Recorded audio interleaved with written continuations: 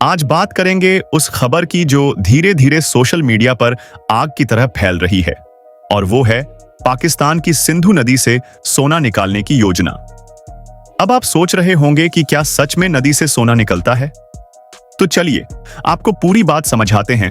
असल में पाकिस्तान सरकार ने हाल ही में यह घोषणा की है कि वो 800 करोड़ रुपए खर्च करके एक बड़ा प्रोजेक्ट शुरू कर रही है, जिसमें सिंधु नदी की तलहटी से सोना निकाला जाएगा।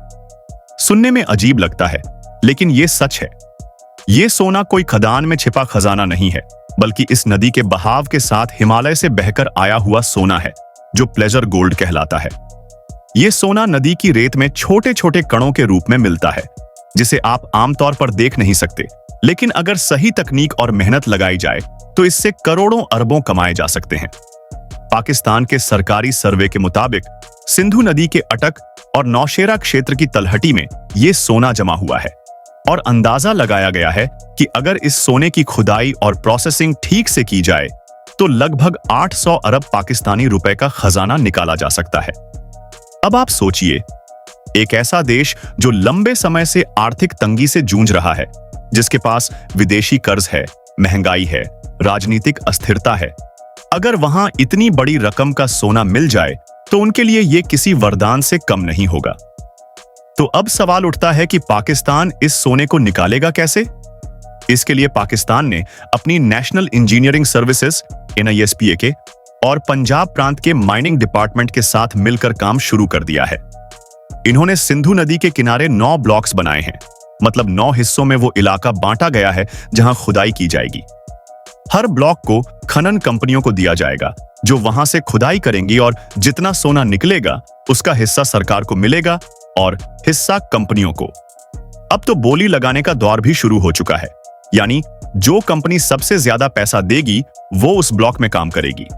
लेकिन असली ड्रामा तब शुरू हुआ जब यह खबर सोशल मीडिया पर फैल गई। जैसे ही लोगों को पता चला कि सिंधु नदी में सोना है, आम लोग ही वहां पहुंच गए। हाथ में कुदाल, फावड़ा और बर्तनों के साथ खुद ही खुदाई शुरू कर दी।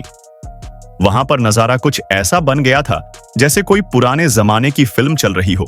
हर कोई खजाना खोजने में लगा था। हालांकि सरकार ने अब तक पंजाब में खनन की आधिकारिक अनुमति नहीं दी है, लेकिन लोगों के जोश को देखकर लगता है कि उन्हें रोकना आसान नहीं होगा। अब इस पूरे मामले में भारत की भूमिका क्या है, यह जानना भी जरूरी है। सिंधु नदी भारत से निकलती है, और 1960 में भारत और पाकिस्तान के बीच सिंधु जल संधि हुई थी, जिसमें विश्व बैंक भी शामिल था।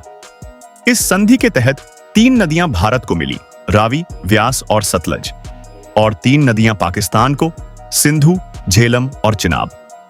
लेकिन संधि के अनुसार दोनों देशों को एक दूसरे को जानकारी देनी होती है कि वो इन नदियों पर क्या काम कर रहे हैं, किस प्रकार का निर्माण हो रहा है, या कोई नया प्रोजेक्ट शुरू किया जा रहा है।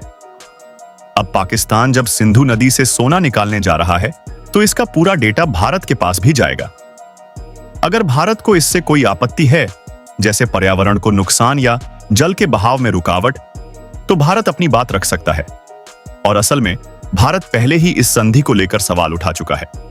भारत का कहना है कि यह संधि अब पुरानी हो चुकी है और आज के पर्यावरणीय और तकनीकी हालातों में इसे संशोधित करने की जरूरत है, क्योंकि अब जलवायु परिवर्तन, बर्फबारी की मात्रा, नदी में बहाव और पानी की मांग, ये सब कुछ पहले जैसा नहीं रहा, और इसीलिए इस संधि को फिर से बातचीत के जरिए नया रूप दिया जाना चाहिए। तो अब सवाल ये उठता है कि क्या पाकिस्तान वाकई इस सोने को निकाल पाएगा? देखिए, सोना निकालना इतना आसान नहीं होता। यह सोना चट्टानों से बहकर आया हुआ होता है और बेहद महीन कणों में बंटा होता है। इसे निकालने के लिए विशेष तकनीक, मशीनें और विशेषज्ञता की जरूरत होती है। तो दोस्तों, ये थी पूरी कहानी।